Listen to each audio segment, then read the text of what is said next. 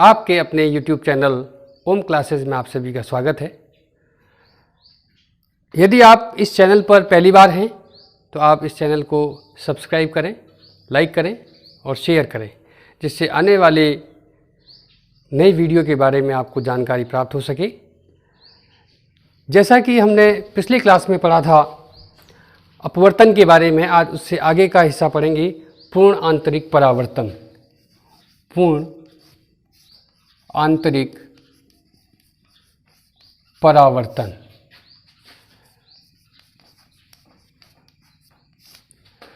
देखेंगे इसमें किस प्रकार से होता है। जब प्रकाश की किरण सघन माध्यम से विरल माध्यम में प्रवेश करती है, इसे हम पढ़ चुके हैं। जब प्रकाश की किरण सघन माध्यम से विरल माध्यम में प्रवेश करती है तो वह अविलंब से दूर हट जाती है। मतलब इसको जाना तो सीधा चाहिए था, किंतु यह सीधी न जाकर के अविलंब से दूर हट जाती है।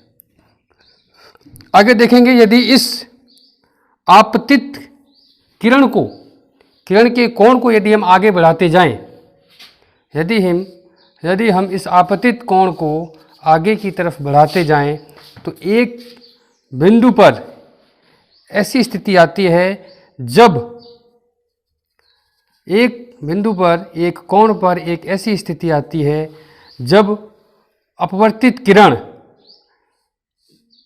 इसके समांतर हो जाती है। तो देखेंगे इस कोण को हम क्रांतिक कोण कहते हैं। क्रांतिक कोण कहा जाता है। यदि इस क्रांतिक कोण से भी अधिक हम इस कोण को आगे बढ़ाते हैं तो एक स्थिति ऐसी आती है जब प्रकाश की किरण सघन माध्यम से चल करके और सघन माध्यम में ही पुनः वापस आ जाती है। तो प्रकाश की यह परिघटना पूर्ण आंतरिक परावर्तन कहलाती है। तो प्रकाश की यह घटना जब इस सघन माध्यम से गई और पुनः सघन माध्यम में ही आ जाए तो इसे हम कहते हैं पूर्ण आंतरिक परावर्तन। पूर्ण आंतरिक परावर्तन। इसकी परिभाषा लिखेंगे, जब प्रकाश की किरण को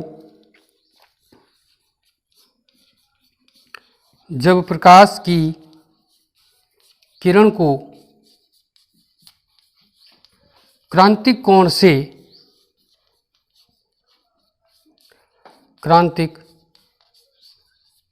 से अधिक के कोण पर आपतित किया जाता है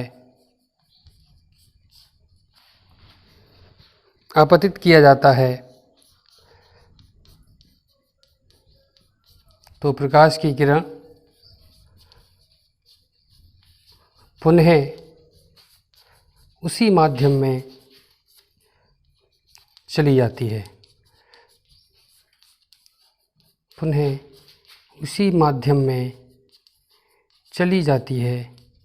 प्रकाश की इस घटना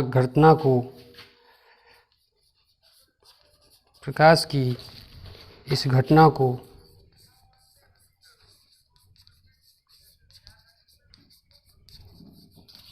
पूर्ण आंतरिक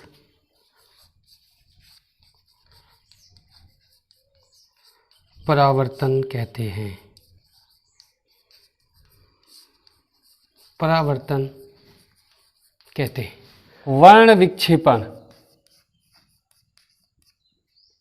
वर्ण विक्षेपण जैसा कि इसके शब्द से हमें ज्ञात है। वर्ण यानी रंग, विक्षेपण का मतलब रंगों का अलग अलग टूटना, विक्षेपण होना। तो जब प्रकाश की किरण को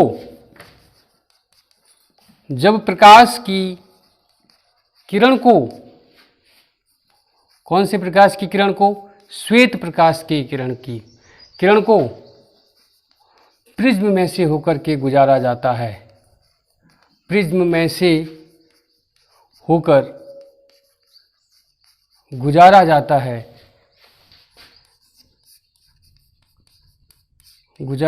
है तो वह प्रकाश की किरण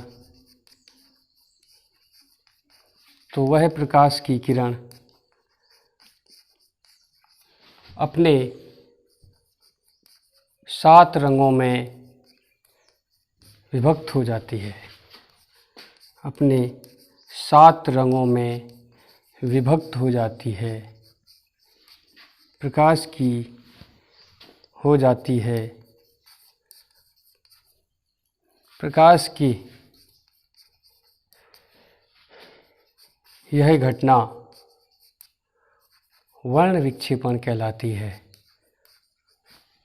वर्ण विक्षेपण कहलाती है। इसमें प्रकाश की किरण 7 रंगों में विभाजित होती है, जिसका क्रम होता है विबग्योर, VIBGYOR, 1 2 3 4 5 6 7। इंग्लिश के हिसाब से है, अंग्रेजी के हिसाब से बे, नी, आ, हा, पी, ना, ला। 1 2 3 4 5 6 7 प्रकार के रंगों में। तो देखेंगे ये प्रिज्म है कांच का।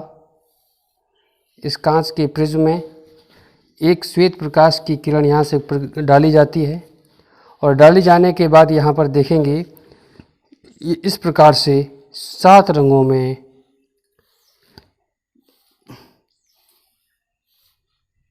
विभाजित हो जाती है। आप देखेंगे कि एक प्रकाश की किरण में सबसे अधिक झुकाव जिस किरण का है उधर से हम शुरू करते हैं बैंगनी,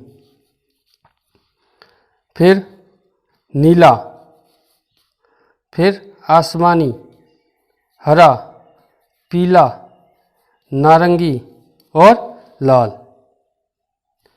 तो कहने का मतलब है सबसे कम मुड़ने वाले प्रकाश की जो किरण है वह है लाल रंग के प्रकाश की किरण, अर्थात यह आसानी से विक्षेपित नहीं होती। इसीलिए ट्रैफिक सिग्नल पर लाल रंग का प्रयोग किया जाता है, जिससे कि जो कि आसानी से विक्षेपित नहीं होती और दूर से ही हमें आसानी से दिखाई दे जाए। आगे देखेंगे गोलीय लेंस से अपवर्तन।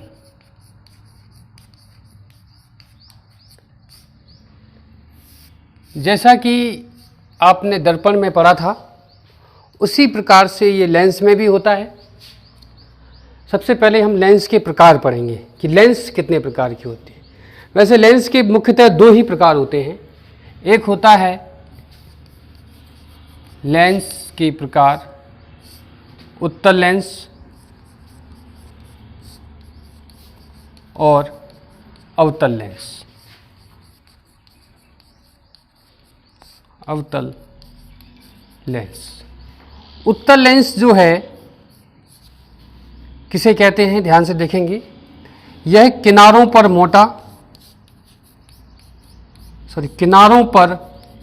पतला तथा बीच में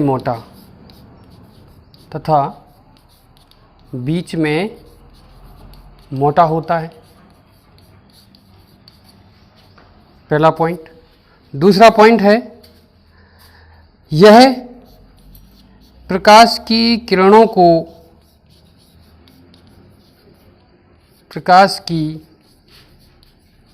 को एक बिंदु पर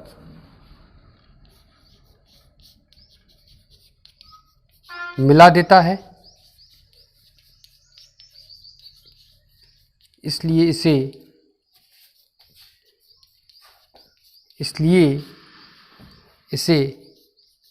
अभिसारी लेंस भी कहते हैं।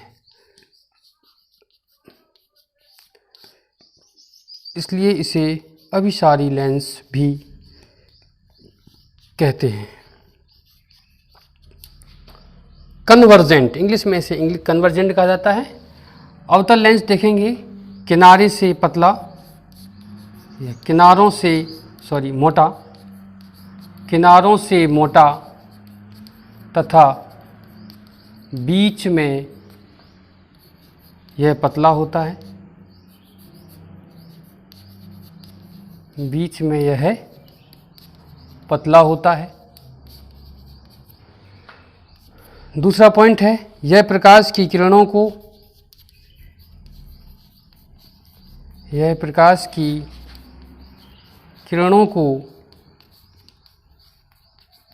फैला देता है अर्थात अपसारित कर देता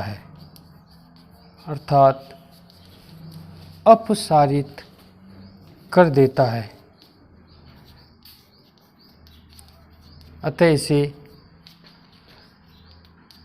अतः इसे अपसारी लेंस भी कहते हैं।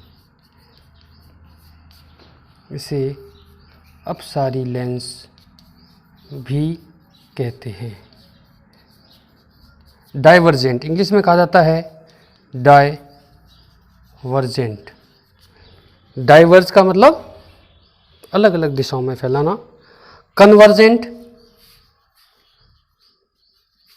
कन्वर्जेंट का मतलब होता है एक बिंदु पर, तो इसे कन्वर्जेंट लेंस भी कहा जाता है। आगे देखेंगे इसके और प्रकारों के बारे में। इसके अलावा देखेंगे लेंस जो था, उत्तल लेंस की आकृति इस प्रकार से होती है। देखेंगे ये बीच में से मोटा है, किनारों पर पतला है। ये किनारों पर मोटा है और बीच में से पतला है। अब इसकी आकृति देखिए, हम कई प्रकार से बना सकते हैं। यदि इसका एक हिस्सा प्लेन लिया जाए और एक हिस्सा इस प्रकार से ले लिया जाए तो इसको हम कहेंगे प्लेनो कॉन्वेक्स। यदि इसका एक हिस्सा इस प्रकार से ले लिया जाए और एक हिस्सा इस प्रकार से ले लिया जाए तो इसको हम कौन सा लेंस कहेंगे? अवतलोत्तल। ये वाला हिस्सा अवतल है, ये वाला हिस्सा उत्तल है, तो अवतल और उत्तल, इसको कहेंगे अवतलोत्तल।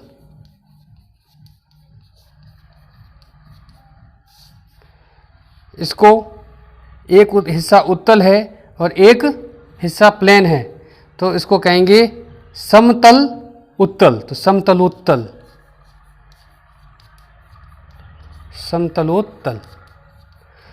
इसी प्रकार से यदि इसका भी एक हिस्सा प्लेन ले लिया जाए और एक हिस्सा इस प्रकार से ले लिया जाए तो इसको कहेंगे समतलोत्तल।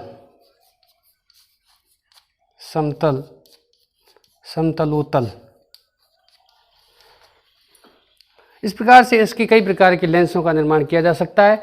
जैसी इसकी आकृति है उसी प्रकार से इसका नाम भी हम लिख सकते हैं। लेंस से संबंधित कुछ प्रमुख शब्दावली।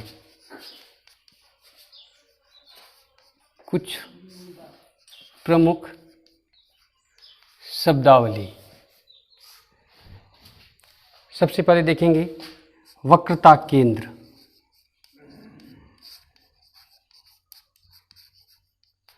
लेंस को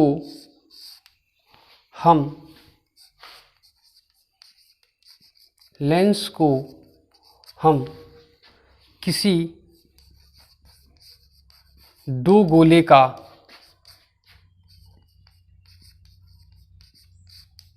एक भाग मान सकते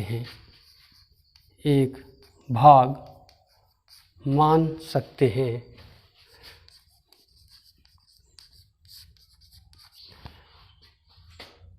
तो इन गोलों के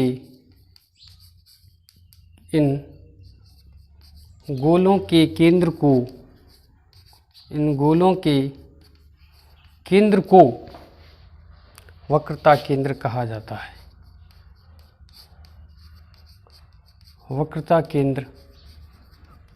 जाता है।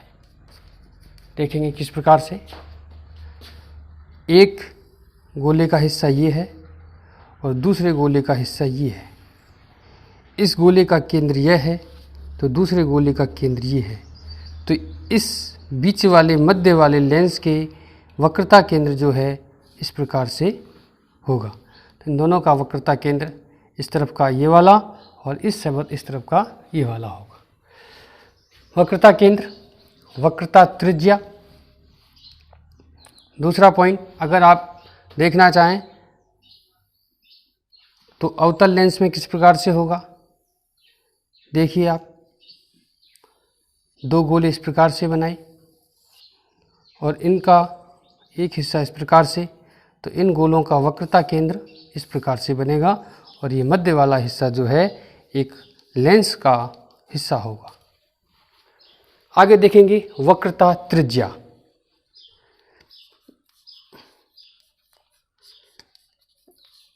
वक्रता त्रिज्या, प्रकाशिक केंद्र, प्रकाशिक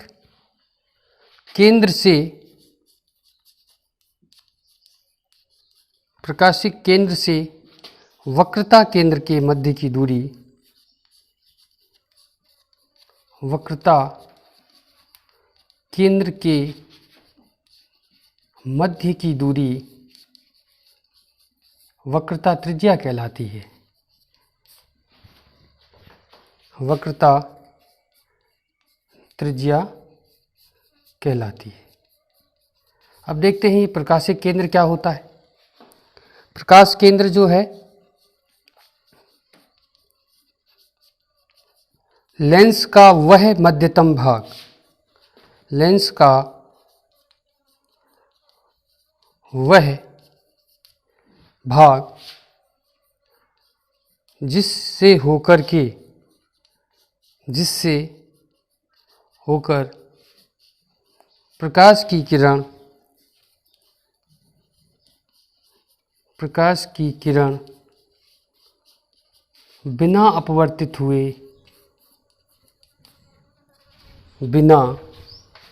अपवर्तित हुए सीधे गुजर जाती हो।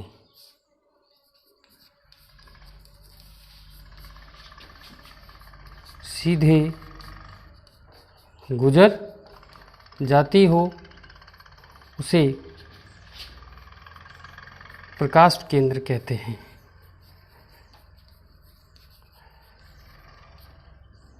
उसे प्रकाश केंद्र कहते हैं।